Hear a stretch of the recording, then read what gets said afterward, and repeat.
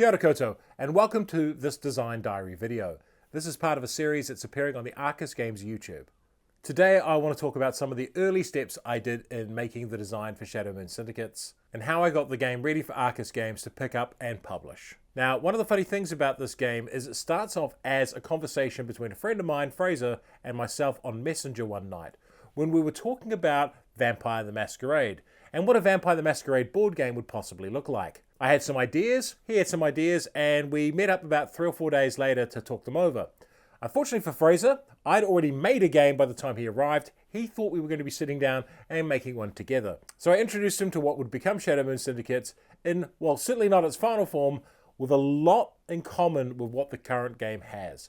So from that very first set, we had the idea that you have different sets of cards, and that each of those sets of cards has a unique power that goes across them, and that if you play those sets in combination with each other, you're liable to get extra bonuses. So what we call in the game above the line and below the line abilities. I also had the idea of secretly assembling your group, your final coterie that you would use to take over the city in the final round of the game. That's a feature that's still in modern Shadow Moon Syndicates. And overall, the board and layout hasn't changed too dramatically. It started off as a city and you would put influence onto the board to complete missions. That's pretty much still what it is in Shadow Moon Syndicates, despite all the changes that have taken place. Those core 3 elements remain from the original version.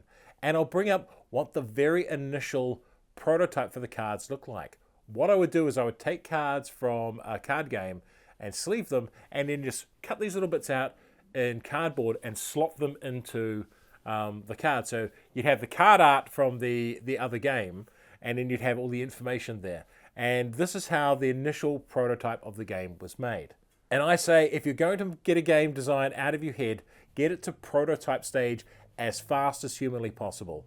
And for me, the very first prototype was literally on handwritten white paper that I ripped up and stuffed in here. This version I'm showing you is when I bothered to type it up on Publisher and then print them out on a very basic black and white printer and then stuff those in. It wasn't too much longer after this very first playtest set I made that I had Sam McDonald over to play the game with a couple of other friends. He definitely thought there was something there that could be polished up into a good enough game. And he met with Arkus Games a couple of weeks later on an unrelated matter, and they got talking about looking for new game designs, and Sam pointed them my way. Now, I'd originally met Paul from Arkus Games when they launched GKR Heavy Hitters. So just before 3 Minute Board Games launched, I went to the GKR Heavy Hitters launch party, and that's where I met Paul. We had a chat about the art in the game. We're fans of a lot of the same things, like 2000 AD comics, and I could really see that influence coming through. And, you know, having this talent pool down at Weta making a board game was very, very exciting for the Wellington board game scene. And I remember walking out of there going, man, I'd love to design a game that those guys could get some art and put it on, because that would be really, really neat. So I met with Nikki and Paul. So Nikki was the project manager of GKR and also one of the founders of Arkus. And they sat down and they played the game, and they had a pretty good time too. We decided to push ahead with the game. Now, immediately, we discarded the vampire theme. And the funny thing is the game design had already started pushing at the borders of that anyway. I wanted the game to be a little bit more than those constraints were offering me. I wanted to do more fun stuff with the cards. So we actually set it on a sci-fi theme.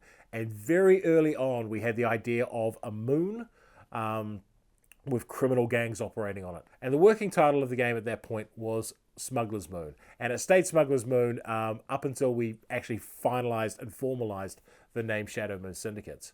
And for that stage of the development, I used some clip art that I found from an old computer game and just made a... And I still have that playtest set of cards here that I would just print. I printed out and would just make adjustments. So I just reprint out the cards if I needed to change it. But tested and tested and tested this, and for the longest time, this worked. And I knew going into the final stages of development, when I was going to be working with Sam, that there were a couple of things we really needed to polish up. Like the core idea of the game, the way putting influence on the board and then spinning that for missions worked really well. The card interactions worked really well. There was always room for improvement there, but the core idea worked really well. But the big thing was scoring. And I originally had mission cards that you would put above the board through the course of the game, and they would reference regions on the board. And it was Sam who came up with the idea of making those into the tokens that get placed on the boards between the two regions of scoring. And it's not a huge difference in actual gameplay to do something like this, but it just smoothed up the game dramatically. One of the other big improvements we made through the course of the game was really, really early on, it was a card drafting game. So the first iteration that everyone played was everyone has a set of cards and they pass it on. Very much a Seven Wonders type of affair. And you'd manipulate the cards that came to you and use them. That got really, really slow, which is why we ended up going, okay, we'll just deal you out 6 cards and then have a river of cards in front of you that you can pick and place back and forth with to give people some options. Because while there was some real good gameplay in that bit, it bogged down. Another one of the things that happened early on as well was I allowed people to collaboratively score.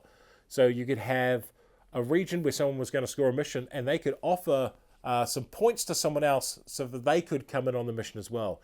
But that just bloated the game time like you wouldn't believe, because everything became about those little micro negotiations, and it took away from some of the punchiness I wanted to have in the game. And it's funny, like, you have a game when you first create it that has so much in common with what you end up with in the box, and yet so much of it is also changed. It's quite fascinating how something can be so very much the same yet so very different at the end. And I think there's no better example of this than the board I used as the working board for the majority of the lifespan of the game. And I'm bringing that up now. And this board, all the regions pretty much are named differently than they are in this. But if you actually look at the structure of it, the connections are much the same. Where things are placed are much the same. The geography is essentially the same, even though it's not the perfect circle like this, and it looks quite different aesthetically. You can still see that this board, and this was one I made literally straight after we decided to get rid of the vampire aspect. So this was like 2 months into the design, and I didn't change the board for the whole period of testing up until we got this modern board. So it's funny, it's one of those things. So yeah, it's quite funny how much the design has changed, how many improvements Sam's made as a developer working with me, and yet the essence is still here. It just looks so much better than the ratty prototypes that I would throw together. But without having rapidly assembled a ratty prototype, without having the confidence to go, here is my game with bits of card, with little bits of paper stuffed in that you're playing with. Like, they got to play a version of the game that was literally things I'd cut out and written on, or printed out and chucked in sleeves. It didn't have art, it didn't have anything. But the gameplay was interesting enough for them to get on board. And that's a huge bit of advice I have to give out to budding designers out there. Focus on your game. Focus on your gameplay. And the rest of it should hopefully take care of itself. And one of the cool things with this project in particular is I've got to work with such an amazing group of people who've helped bring this game to life and give it legs and take it in a direction I didn't necessarily see it going. Every time I've been presented with new art assets, I've just been wowed, and it's inspired me to elevate the gameplay to the next level as well, which is why I'm really glad we're going to be bringing out so many different power sets in the game, so many different syndicates, and I have so many ideas for more. I think I could probably put out like 4 or 5 expansions on this without burning out. I have so many cool ideas because the world inspires me to be a better designer. And hopefully you found that a little bit interesting. And if not, well, too bad. That's all I've got to offer at this time. If you found any of this interesting or insightful, let us know in the comments. And until next time, take care, everyone.